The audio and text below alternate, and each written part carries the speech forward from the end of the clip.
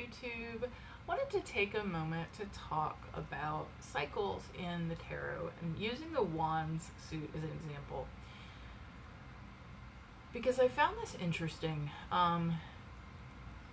So I think when you first learn the tarot, you think of, it's natural to think of cycles as kind of complete. You've got the majors go back around from the Fool to the Fool again. You've got each suit that goes from Ace to 10, and then you have the court cards. And those being basically a path.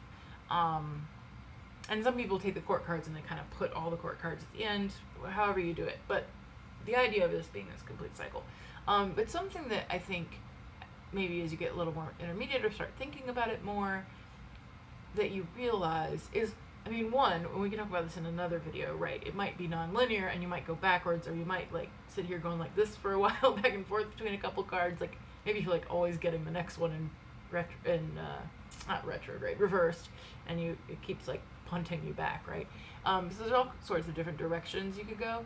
But one thing that I particularly think is interesting is, and I want to use the Wands as an example of this, is the way that within a suit, sometimes you could almost think of complete cycles within that suit, or you can think of, you don't have to get to the end for a particular cycle. So whatever it is that you're asking a question about, or whatever situation you're interested in, sometimes it might be that you need to get from Ace to 10, but in other cases you don't really. So the example with the Wands, and I sort of got this a little bit from Lindsay Mack, although I think some others as well.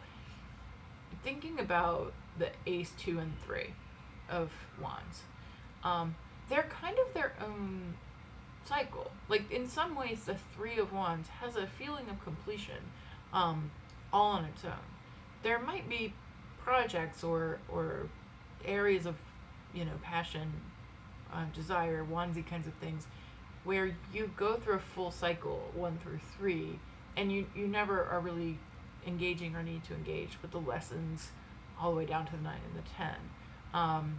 Or it may be that you kind of do that 1, 2, 3 a few times until you find a project that keeps going. But I think they have a very self-contained feel, in the sense that the Ace being like the spark, the raw energy, the 2 being taking that spark or that raw energy and like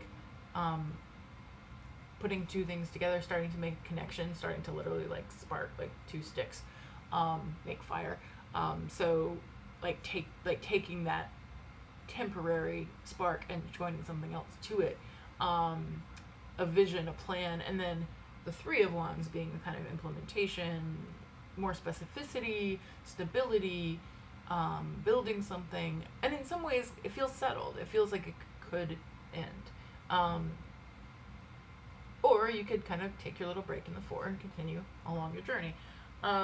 Similarly, I had some trouble when I first encountered the 9 and the 10 of Wands, because I kept thinking like, it's kind of depressing.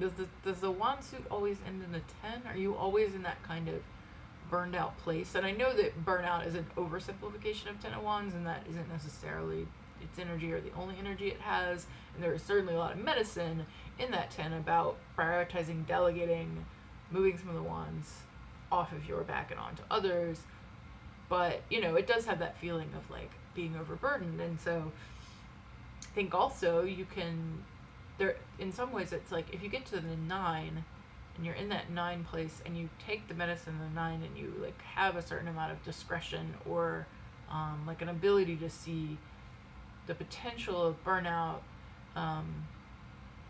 there's a way that you can complete your wand cycle in a really healthy way by finishing that work and handing it off when the time is right, and letting go when the time is right, and you never hit 10. So that's just one very specific example, but I think there are other places and other suits where you might be able to find little mini cycles within them. Like there's one in the second line of the majors, I think, of like, where do I usually start it? It would be, you could start at different places, but like hanged one, death, temperance, can kind of be a cycle. So I'm curious, what other cycles like do you find that don't always incorporate all the cards around them? Are there places where like you feel that a card that is not a 10 necessarily, or the world, is its own kind of ending? I'd love to hear your thoughts in the comments below, and don't forget to like and subscribe if you enjoy tarot content.